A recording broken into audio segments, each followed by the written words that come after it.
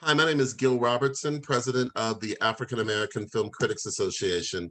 Today, in partnership with the American Cinema Editors, we are doing a very special salute to Black History Month by talking to veteran editor Lillian Benson. Hello, Ms. Benson. How are you doing? I'm doing fine today. Thank you. Fantastic. Well, thank you so much for granting us a little bit of your time to talk about your amazing career.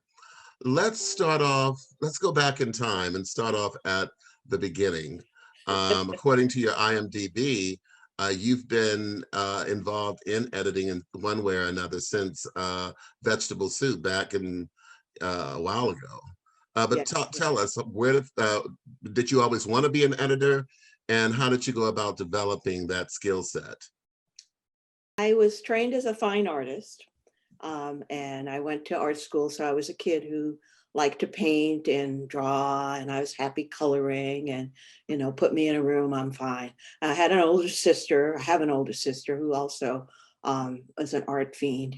And for somehow our parents believed that they should let their two girls study art. And so art school actually led to meeting people. I had a professor, Mr. Garfinkel, in freshman year, and we did a motion class and motion project. And it was in that class that I did a little film, a little 8mm film. And I was the happiest I had ever been.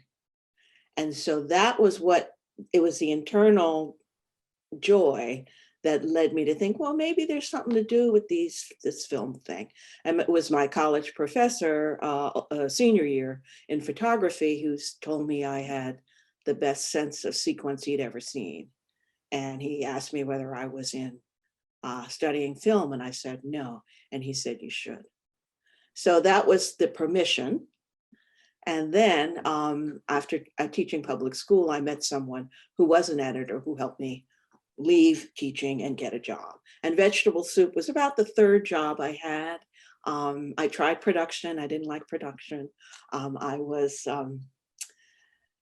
didn't like the big sets, and and I was a PA, of course. So I had the run around, getting the food and that kind of thing. But Vegetable Soup, I met an editor named Joe Staten, and he wanted to hire an African-American assistant, and he saw that I had some skills, and he decided to teach me. And he also got me into the union, which was highly unusual at the time. It was hard to get in, but that was a union job. And Vegetable Soup was a series produced by the New York State Education Department, and it was designed to encourage young people to see each other in a different way and be tolerant. So basically, the work that I started then is what I have done pretty much the entire time. And it was the first place I learned that you called people Native American and not Indian, Indians, and I was a rookie. I was a big rookie. But Joe also worked on commercials and independent features. So I learned a bunch of things at that job.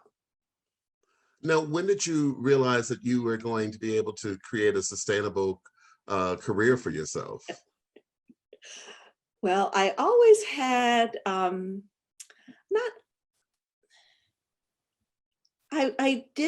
I wasn't ever sure, I wasn't sure in the beginning whether I could carve out and do this thing called editing, because nobody knew what editing was.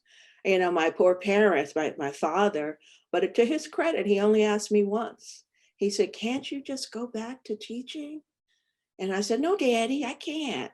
I like this, And to him, I was a wackadoodle because it was freelance. And he was a working class man who had made it possible for his daughters to go to college. My sister was the first in our family to go to college, the whole entire family. And I was the second. And I'm saying, oh, I studied this, Daddy, and I don't want to do this anymore. I want to do this editing. And he never asked me again. So, He and had a when lot of trust in his daughter. he had trust, and I guess he knew I wasn't going to listen to him. But I found out, I mean, this is something that, you don't understand your parents sometimes until they're gone. But years after he died, I saw his Bible. And in his Bible, among other things he had written film editor. And I realized he probably had prayed for me to succeed. And I was way over 40 when I found that book. And it had been there. It was just, I just never picked it up to look at it. And, but my parents were working class from the South, came up to New York, Great Migration, had kids late in life. And so we were kind of like these, I can't imagine what people thought, because we were these two little girls who were young, and we were, like odd, different, not odd. I mean, but we had to crack those books, and that level of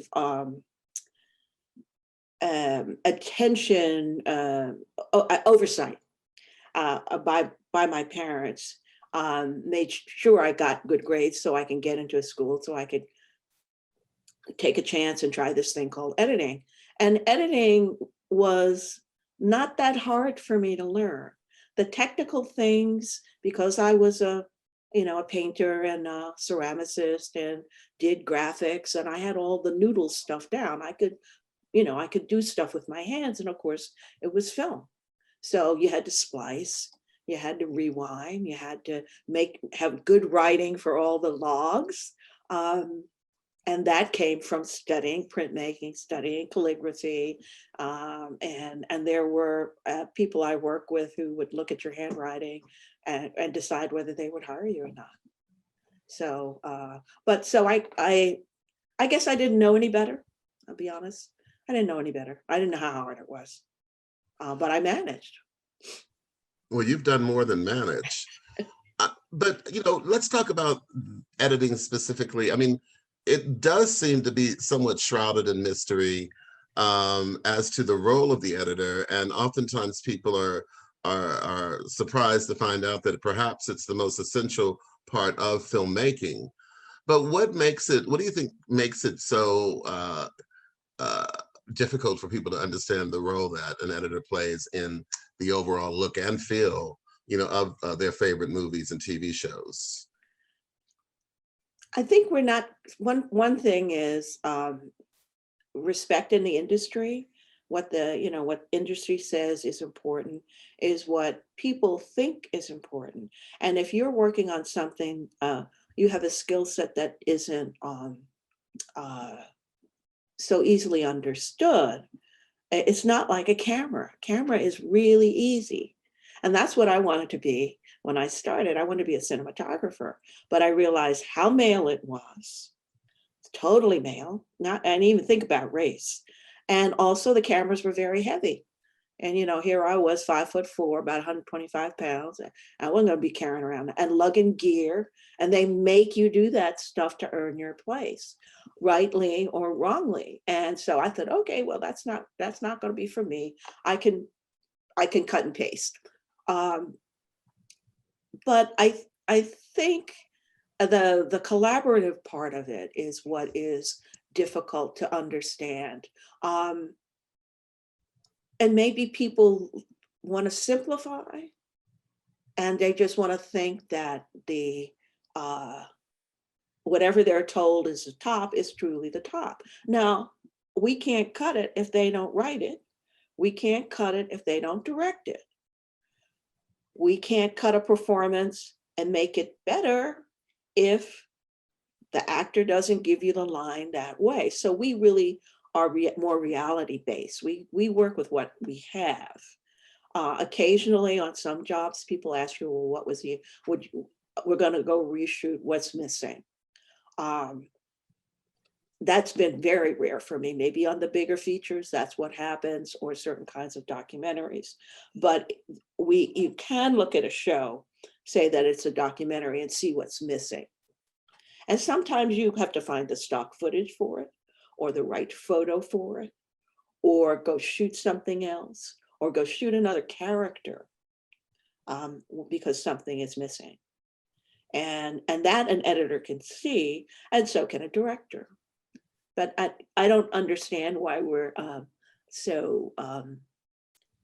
maybe because we can't explain it. Something happens when you sit down in that chair and you look at that footage, and something happens. And that sounds like, juju. It doesn't make sense, but you look at it and you kind of feel it. And I remember the woman who got me started, a woman named Pat Powell, who got me the first couple of jobs, and then I got launched myself. And actually, vegetable soup probably was the most important first job, because it was a year and a half. And so I had time to work on all these things: 16 millimeter, 35 millimeter, commercials, indie features, and the kids show, and docs. And the kids show was basically mini docs. But she said, the film tells you what it wants to be, Lillian. Speaking of cinema verite documentaries, which is what she did. And, I thought she was crazy. But, she was right. You can't force it into something that it's not. A colleague of mine told me, an animation colleague, and she said that there was a character that they kept having to increase the participation of, because all the screenings, they wanted to know about that character and not the one that they thought was the lead. And it was there. People were just interested, and they shifted. And this, if I told you the name, you know it, because, and that happened in the writing room more so than the editing. But that can happen, they say, when directors have, I've heard that everybody wants, the show doesn't start until a certain character appears. And so they have to keep shortening the time before that character appears so people are satisfied. Is that a writing? That's not an editing problem. That's a writing problem. But all hands on deck have to solve it. And editors are solution oriented. That's really our job.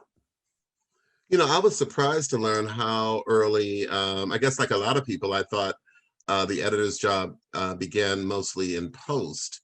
But what I'm starting to learn is that editors are very often brought on to projects at the very beginning, even from concept on through the completion of the project. Talk about that. I mean, because it's, who knew? I certainly didn't. I only found that out as I met people who were feature people. So they have a long collaboration with someone like Gina Prince Bythewood and Terry Shropshire. And they've had a relationship. So if they're developing something, they kind of keep the person in the loop. And then other people have long-term relationships with their editors. But that's in the, stratosphere kinds of films. In documentaries, sometimes you'll get called. I've never been called. I've been on proposals, and my name on those, because I don't do docs anymore. I do fiction only. But I would get called for a documentary, and I would get put on the proposal so they could raise money.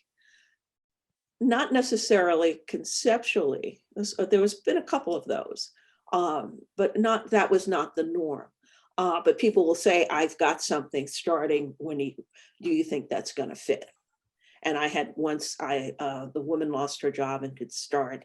And I kept telling her, I said, don't worry. I know I'm going to be available. I know I'm going to be, and then she lost her job. So she was forced to start on this passion project of hers.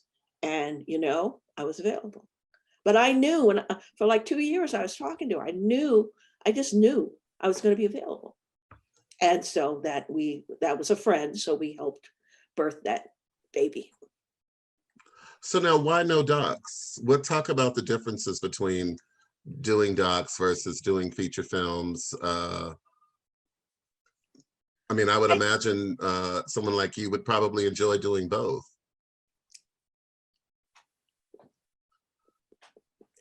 Enjoyment does not pay the bills. And people,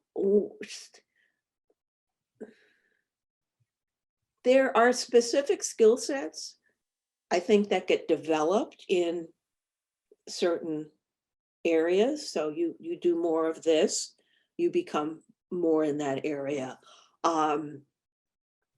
So there is value to staying in your lane.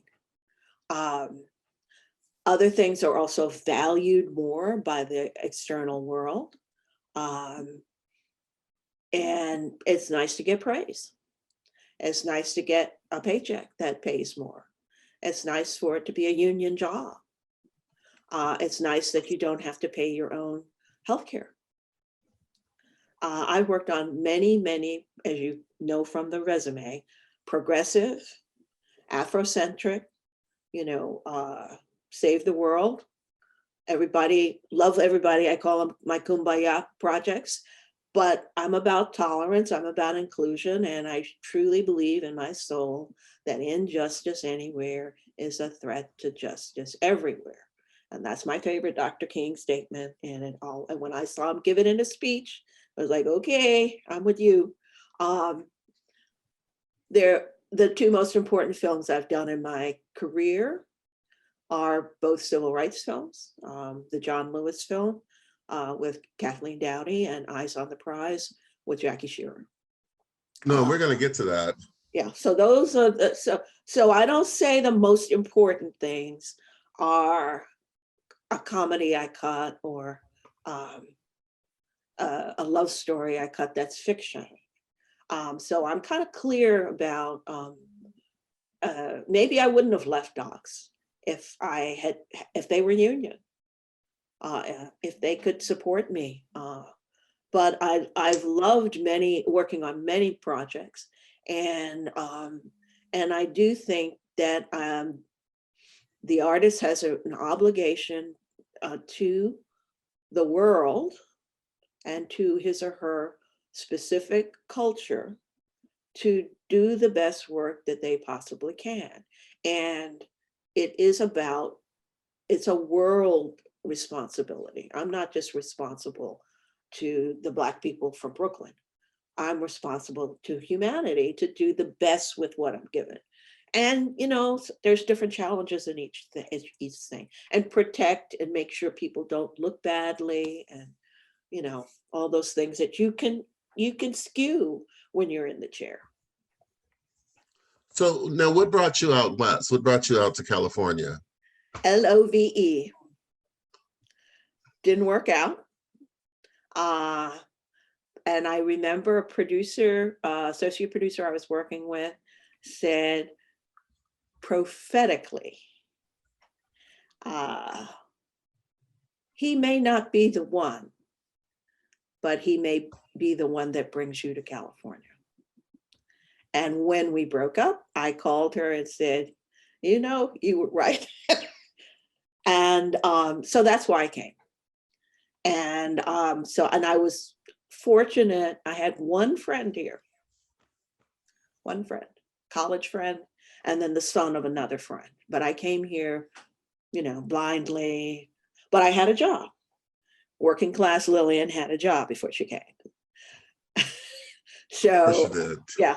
And what I said was, listen, I said, you don't want to know me when I don't have a job. Because, I'm kind of crabby. So I got a job with National Geographic and a documentary on what's called Keepers of Eden. And so I had a job. And then we broke up. And I can laugh now, but I also, my file is under too much information, but my furniture was on the truck when we broke up. Wow. So I didn't have a choice. I'd gotten a new apartment. My mother and stepfather were going to come at Christmas. and I wanted to have a place where they could stay, and were able to come. And my furniture was on I don't know what state of the union it was in, but it was no longer in my apartment in New York. So you were coming. So I was here, I couldn't go back. Sometimes like the road closes behind you, and all the only choice you have is forward. So, wow.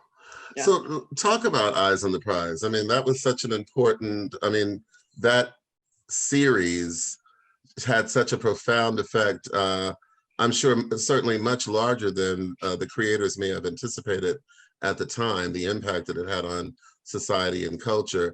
Talk about your involvement with them.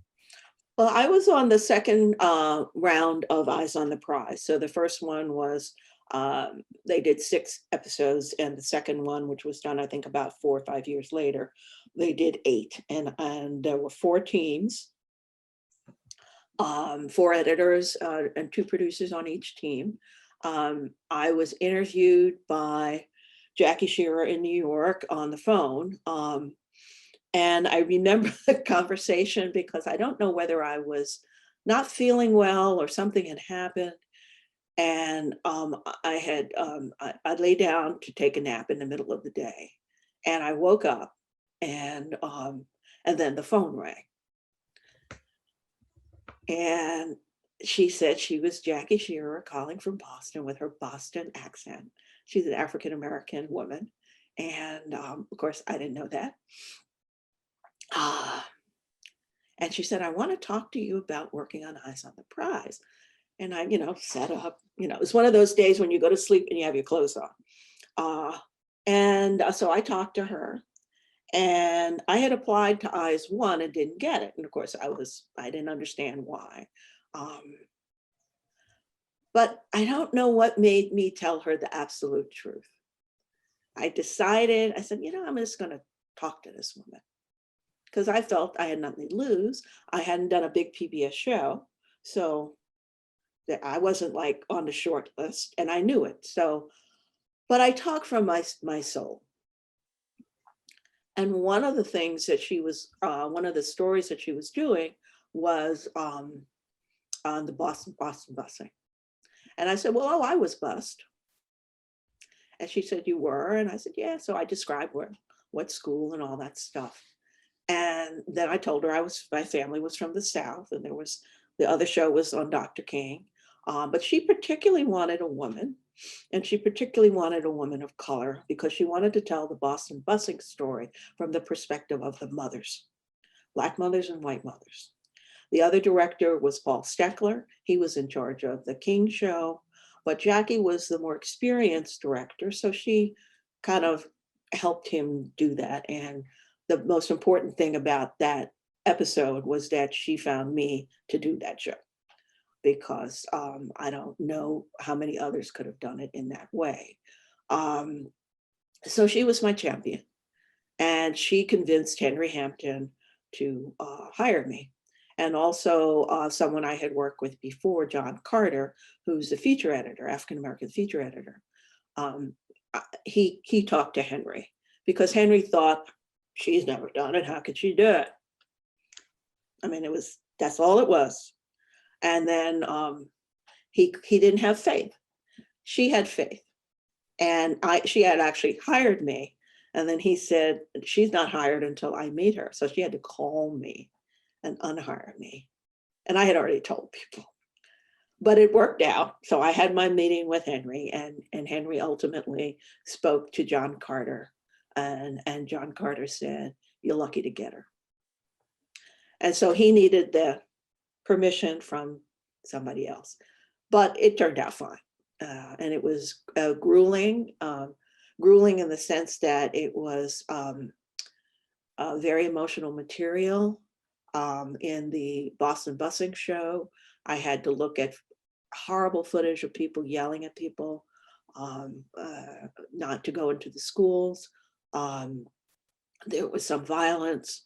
With the King show, of course, I had to pick the best shots of Dr. King in the casket. I had to look at all that casket footage. And Jackie and Paul were very kind in one sense, because when I think about it, I don't know how I had the nerve to say this. I told them that I would cut the King funeral, but they had to leave me alone.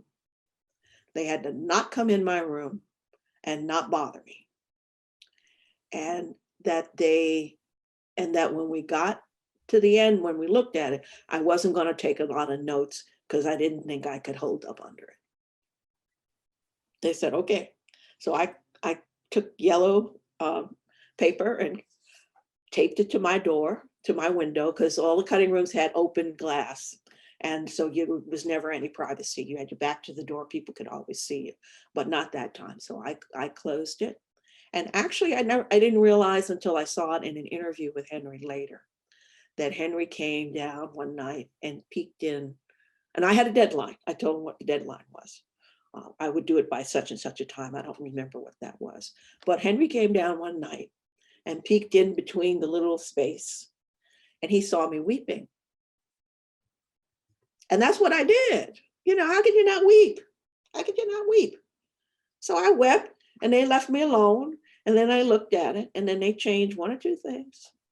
And every time that thing, I'm in a screening, when that scene comes on, it starts. Somebody starts in one corner weeping. Then, then about 7 or 8 people. So I did fine. But I think about it. Well, I said, I'm not, you can't sit in here. Why would they need to tell me? But I'm sure she talked to him. I'm sure he would have wanted to be in there. I knew what they liked. I knew how to tell the story. And it's interesting, the post super, I told him, I said, I planted 3 places in the scene to give people permission to cry, because I know a lot of times people don't feel like they can cry. And he said, and he picked them all. He picked them all. A white guy, 15, 20 years younger than I. He knew which one. And he said, and I think this woman is you. And I said, that's right. So it was, people could see it. And there's a woman who's crying, starts off camera. And then the cameraman finds her. And that's the last place to cry. If you don't cry by then, you ain't gonna cry.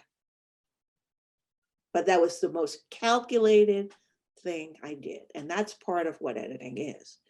You figure out, I don't know how you figure it out, but you figure it out, and then you work toward that. You want people to feel this way by this time. But I also thought, I was alive when King was assassinated. So it was not theoretical. The loss was real. And one of the things Henry did was, when he interviewed you, he asked you where you were when you heard Dr. King was assassinated. And this post super who spotted the 3 spots was in kindergarten. I was in college. Yeah, I don't even think I was in school yet. I remember being just knowing that something was happening in the house, but not really knowing what. Yeah. But so yeah, I was that young, but certainly your understanding of what took place would be a lot more, would resonate more. You were already a part of the world. Yes, I was part of it. I was a young blood, but and it was my friend's birthday. And we were walking across campus from some, and one of the few other Black students on the campus said, "Have you heard?" And we said, "No." He said, "Dr. King, they've shot Dr. King." Well, I guess that ended that evening. Yep, that it ended it. Yeah. And it just, but it was all the, and these are young people. These were, and then of course I got home, and it affected my parents totally differently. Right. I lived through Jim Crow. Right. Who knew saw all that stuff. I was at the end of it. Right. And what about the John Lewis Project? How did that come about? I love John Lewis. I always thought he was a brave and wonderful man. And so when the way I got that job was the woman who was there was a woman at a post facility who was doing transcoding the tapes to be able to put them in the editing system. And the director, Kathleen Dowdy, had been working on the film for years. I think she actually started it 20 years before and would off it, on it, off it, on it. And she asked this woman, did she know a stock footage researcher for her? And she said, no, I don't know a stock footage researcher, but I know an editor for you. Somebody doing tape transfer gave me the most important film in my life. So we had lunch in Santa Monica. And I was embarrassed because I started talking about John Lewis. I started to cry. And I said, oh God, I'm so upset. I said, I'm so ashamed. Oh, blah, blah, blah. And so she said, no, that's okay. So tell me what you like about John Lewis. So then I, of course, just went all over the top. So she knew then that I was the one for her. We are the same age. We grew up East Coast. She's white, Irish Catholic. I'm not. But she was working class. So we were both working class. That was another thing. She had been married, I hadn't, so there were similarities and differences. But anything I asked, I called in to finish it. She had people working on it all along. And to her credit, she asked me when she, so that was 2 years before I got the job. Kathleen asked me whether I still was at this rate. And I said, for John Lewis, that's my rate. And she raised my money on Kickstarter. That's how she did it. And then when we were getting close, she said, we got to finish this in a couple of days because Kickstarter money is gone. And it was one of the most extraordinary experiences of my life. And I met him. Yay. So. What don't you like about your job as an editor?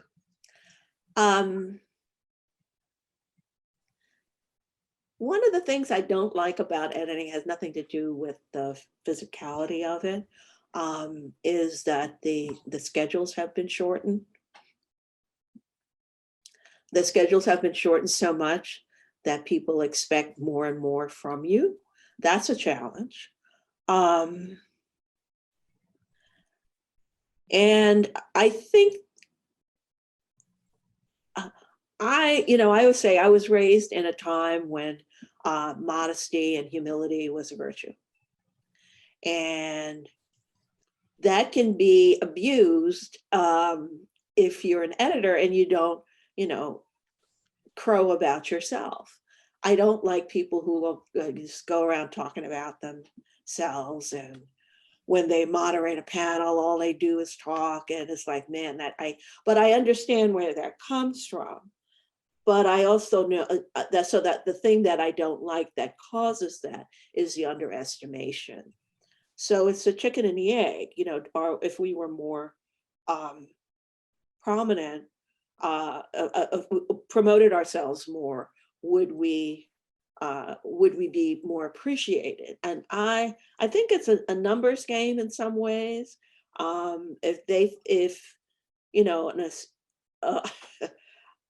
Sometimes if you come in there and you do a really good job, and then they think you're going to automatically ask for more money, so they don't praise you. But a director colleague, when I started in Los Angeles, told me that he said silence equals praise in Los Angeles, Lillian. That's one thing you have to learn, and that's hard. So the solitariness of it is difficult. And I think sometimes an editor said to me when I was starting out, sometimes your best work is not appreciated. So I wish people would be kinder. I don't know if I'm going to get that wish. That's one thing I don't like. There's no reason for us to be mean to people, or there's a lot of bad behavior out there, but I don't think it's unique to the film business. If I get a good subject, then I'm good. And maybe I've been picky, selective, or lucky.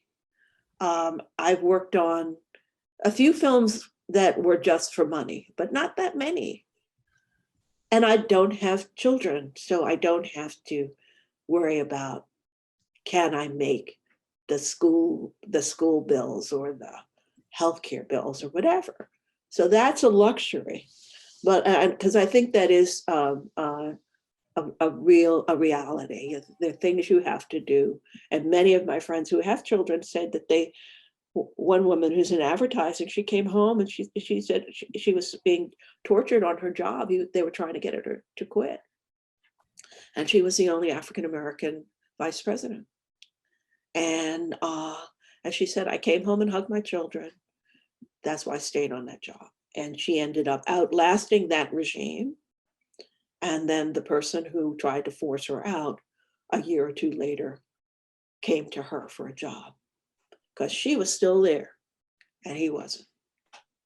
So she said that's the only reason she stayed. She could stay. So.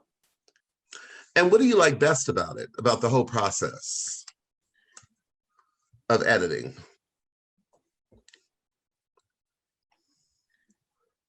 Of being a master editor? Well, sometimes it's like untying a knot. You know, you work at it until you get it. And then that's a joy, the accomplishment of, I suppose it's like something like in gymnastics when they say they nailed the, what do they call it? When they hit. So, and you can see, we can see that as an audience member when they nail it, and I can't tell with all the other executions. So I know an audience can see when we nail it with a scene. And I think with everything, it's feeling and story and honesty. So there's the honesty of the performance of an actor and the honesty of the words that are written for them, and the way in which the director gets them to kind of maneuver to get what's in the story idea. But in documentaries, you're working with things that are not planned as much. You're working with what has been preserved, or what a director what question they've asked that elicits this true human response. I had an uncomfortable moment with Jackie in the Massachusetts 54th Colored Regiment. And she kept asking this woman, who was a descendant of Robert Small, who had, commandeered a Confederate ship and brought it over to the Union side. And he had all the plans for the harbor, which was the main thing. And they knew that they would have, if they were caught, they would have been executed. No doubt. She asked I think it was his great-grandmother, that's great-granddaughter, excuse me, that Jackie asked the great-granddaughter, why did he do it? And it was uncomfortable for me because she was an old lady. And finally she said to the camera, so that they would be free. And all of them that went with them would be free. And that's what she wanted. She wanted that performance. And it was the first time I saw a documentary person get a performance out of a person, because she was a staid, reserved lady. And they had, when the crew arrived, she had tea for them and pound cake, homemade Southern pound cake. And she knew she had to sit down and have tea with this old lady before she could get the interview. But she was pricking that old lady. But when it was clear that was the take. That's what is in the film and on the air. And everybody knew what was in Robert Small's mind, because she was so firm. And she was like 90 or something. So maybe she was the granddaughter. Did she know him? I think she did know him, but she was very small. Right. So if that would have been, this was done, no, she might not have known him. She may not have, right, because she may that not was, have. She was right, but her parents would have. Yes, her parents would have, but she knew the story. Right, firsthand. Yeah.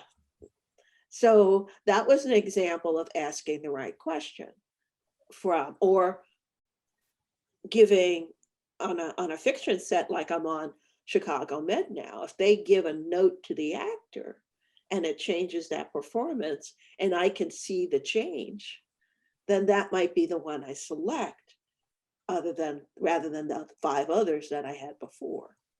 So it's the same process, and it's the same technical process, and it's the same heart spirit process, but it's kind of like a different form.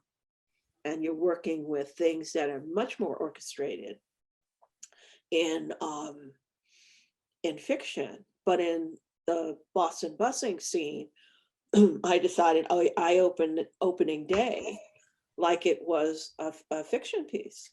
There's the wide shot with the sun coming on the bench where their kids are waiting for the bus, and then you go to you have all the elements. You can cut it that way if the footage exists. If it doesn't exist, you don't have it. And words are always important. I was going to say maybe it's a different way, but the truth is what matters in documentaries, which is a big difference. It's the story that matters in fiction. Tell me about the impossible problem, the impossible project that you were able to fix, but it just took the hand of the Lord practically for you to do it. Yeah, there were a couple of those. And I tell you the one that where I realized I could do it, which is probably also important. It's like when you realize you can do the triple somersault or whatever that they do on those things. You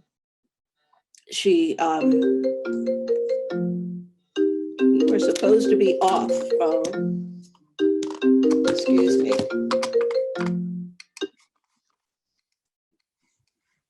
No, you're fine. I had to turn mine off. Mea culpa. So I was working on a job out in Los Angeles, and it was before I moved here, but it was kind of like a test run. And it was a science show, and a woman called an editor who was working there, who had always been her editor. She had been out of the loop for a while, and they needed somebody to come in and fix this astronomy show. Now, what does Lillian Benson know about astronomy? Zero. Stars, telescopes. But that was actually a blessing. And the supervisor, to his credit, told me to watch all of the dailies and not look at the cut, because the executive at the network had a problem with the cut. He actually caught me one day with the cut on, and it was a steam bag. And he said, "Lillian," and I said, he said, is that what I think it is? I said, okay, I'll put it away. So I put it away. And I kept watching dailies because I was getting bored. Like all this science. But what I discovered a different way to approach the story, which was basically a writing credit, which is what I should have gotten. Everybody was looking for planets, life on other planets. They used different physical, scientific ways to do it. And that was the structure of the film. Instead about it being about the personalities, like I look at the stars, what do I see? I use this to look at the stars. So it was, to me, it was simple. And everybody said, it's so simple. Well, yeah, it was simple, but nobody could figure it out because they were too close. And so then that became the structure and the executive loved it. So I'm the heroine and I worked there for a couple of weeks and then I go back to New York. But that was when I realized, oh, I can see things. I can see things. So then I thought, okay, this is good. So on a couple of other ones, Troop 1500, I was called in to fix. The Maya Angelou film, I was called in to fix. And that's probably the most important one because it turned out extremely well. I worked on it for 8 weeks. They had story problems. They did not reshoot anything. That was the thing with the astronomy show. They shot one shot. They were all ready to go out and get a new character and spend all this money. But they didn't need it because they had it and they didn't see it. So in a way, it's like, and another editor would have maybe seen something different. Or maybe they would have seen the same thing. But the editor who was working on it was too close. And the director couldn't see it. And nobody else could see it, but that's okay. So with the Maya Angelou film, they got feedback from one of their big test screenings that there was not enough Dr. Maya, there was not enough of her work, and there was not enough emotion. And that was the same thing the networks had told them. And I said, oh, well, then that makes it easy. And the director said, why? I said, because everybody's saying the same thing. So that means that's the problem. Everybody said the same thing. So they got more of her work. They designed this graphic stuff. I went through all the footage and looked for the more emotional stuff. We did selected more interviews of her speaking, because there was no narration. But finding more emotion, that is not hard. You just look for it. I mean, they had it. See, they all had it. They just didn't see it. And that's the joy of collaboration. And it's not that you're wrong or that any of these directors were wrong. It's just that they saw something different. And I love Dr. Maya. I love Dr. Maya, not like I love John Lewis, but she's an ancestor. And that was what as I said to one of the directors, it was a male and a female, and one had a production company, one had the in with Dr. Maya, one was Black, one was white. So it was a real joining of forces to make this big show. And the people from American Masters said, it's an American Masters. She's got to look like an American Master. You know, when you work on those shows, what's got to be. So I told the woman who was the one who hired me, and the other previous editor left. So they were stuck and they were right around, they wanted to get into Sundance. It got into Sundance. It got a Peabody. It wouldn't have gotten into Sundance, it wouldn't have gotten a Peabody if they hadn't corrected those story points. If I had seen it, would I have said the same thing? But if you got a room of 50 people and they all give you these points, then, if it's not specifically one thing, something is wrong. And they're very happy and they have a Peabody. And I have a check, which is fine. But you just know, I felt like I had to answer to Dr. Maya when I was saying that before. I think as an artist, you're responsible for correct storytelling. And it's not just the ones who are on the planet, it's the ones who have gone on that we owe a debt to. So I need to get it cleaned up for Dr. Maya. And I had met her on another project. And I had some footage, which I gave them the interview, the connection to get the information on that director, because it was some footage of her writing when she was younger. That's gold. So she's writing. And then you cut to her writing 15 years later, pretty good. They wouldn't have found that, because that guy wasn't selling it. It's just in his movie. So, but she was a force of nature. And so I felt like I owe it to her. And that may sound crazy, but. Yeah, she certainly was. My goodness.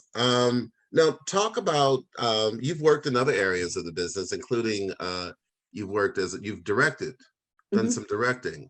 So talk about what that process was like, and which do you prefer? Do you prefer being an editor, or do you prefer the feeling, the experience of being a director? And I know they're different. Yeah, well, since both projects one was totally unpaid, which was the firefighter film about the firefighters of color who died at the World Trade Center. That was something I didn't expect to do it for nothing, but I knew it had to be done. And fortunately, I had a DP who was the fellow I worked with on Vegetable Soup, and another associate producer friend who's now runs a station in Seattle. We decided we needed to do it. And so we were able to. And we had a connection with a firefighter from Bridgeport, who was a counselor, and he had been counseling the mothers who lost their sons, and African-American mothers. And so we had an in. And we just, just do it yourself. And the one on Jester Hairston is for university. And that was with a colleague of mine who's a music professor and had been his accompanist. And that was a little bit more fun because it was more of a budget, and you could, we shot some stuff. It shot many, many more characters. And I love music. And so it was interesting to have these people talk about what spirituals mean to them, what spirituals mean to African Americans, the history of it, all that Hollywood stuff. We interviewed Donald Bogle, who talked about Blacks in film, which is his area of expertise. That was a remarkable connection that I was able to make. The thing that I don't like about directing is there's so much pushback. There's pushback. People don't want to do stuff. They think, they think they know more than you do. And, you're the director, and they should be listening. They should be listening. And I don't think they mean to push back, but there's I don't like that pushback. But maybe that's a common directorial thing. And in both instances, I edited it because, who else is going to work for nothing, but me. I mean, you would take on additional directing gigs? I have a friend who says, you should try your hand at a short for fiction. I'm not against it, but, it's a tremendous amount of work. And of course, I don't like hearing, this is vanity or humanity, whatever you want to think about it, is they say, oh, you've never done this before, so we can't give you any money. There's that. And I understand that I had never done a PBS, that we got that, both shows, not the firefighter film aired on PBS, many, many stations. We didn't get paid very much, but that thing aired. and I should really get it out and redo titles and put it out there for the anniversary, which is this year, which would be 20 years. I need to, get on it. But the historical film, the music film on Chester Hairston, was primarily for educators. So that would never air. And that was a challenge because there was just all that music, you have to have so much money to air it anywhere. So, but that was what the producer wanted. And she was somebody I knew and trusted. She didn't get paid a dime. I at least got paid to direct. But I have a directing credit, another directing credit, and a co-writing credit. And one of my former assistants, who was a very good writer, wrote it for less than his normal rate. I would love to see a copy of it. So if you have a link, please send it. Okay, I will. Let's talk about race and gender. Mm-hmm, mm-hmm. So unfortunately, editing is a profession that still, where women and racial minorities are underrepresented. Why is that? Some of it is, I think, that we don't see the people doing the job. So it's hard for us to imagine it. When I started, I knew one other African-American editor, and there were others, female editor, and that was Madeline Anderson. And she, the woman who got me started, knew her from WNET. Some of it is simply money. People want to make the money. They want to keep the money.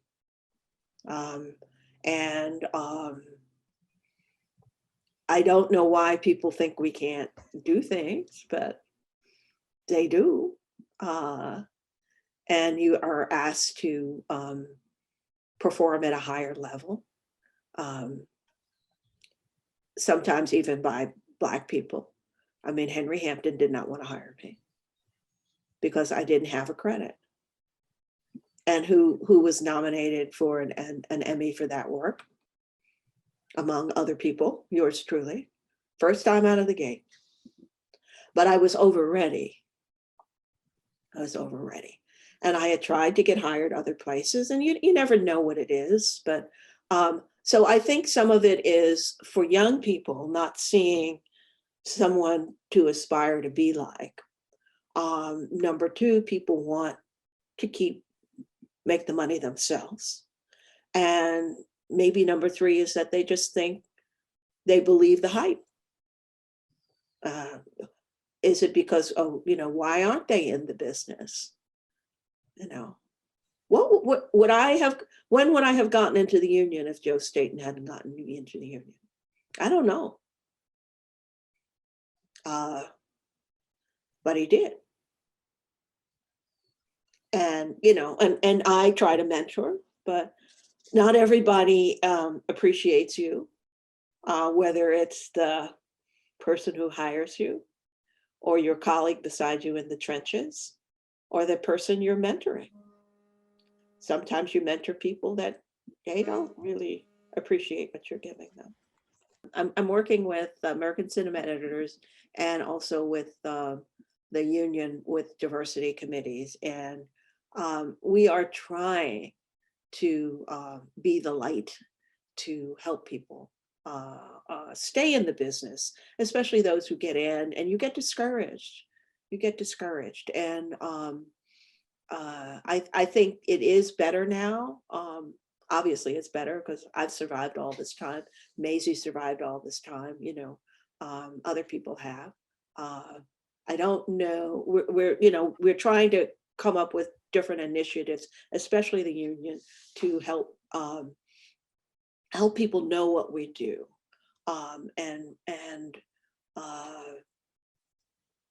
So there is hope in that sense. I think that people are working toward that now. But I don't know how. We're still working on the same problems, unfortunately, that I experienced when I came in the business. They're still there. So I don't know. That's not very positive, but yeah, but sadly it's the reality. But I mean, but I think what you said, you made a good point. But when people are able to see it, they're able Yeah. to realize that they can walk in those shoes Mhm. as Yeah. well. And so I think that by you taking part in on this interview and doing other things, by Mhm. you being visible, that'll let Yeah. people know, wow, this is Mhm. Mhm. possible for me too then. Yeah, yeah, yeah. And their lives are going to be quite different than mine. Some of them are already more successful in different ways than I was able to do in my time. And being successful is not necessarily making a sack of money. And that's unfortunately what society judges us by. It's a societal trap. It's not just a personal trap. And um, why would you value one craft or one form over another? But they do. So, we're doing the best we can. But thank you for That's having me. this has been absolutely tremendous. And I mean, thank you so much You're welcome. for your time, Ms. Benson. And what a great way to celebrate Black History Month and to celebrate someone like you who's been such a trailblazer in this arena. So yeah, and I'm looking forward to having future conversations with you as well. You're welcome. On behalf of the world's largest group of Black film critics and the American cinema editors, thank you.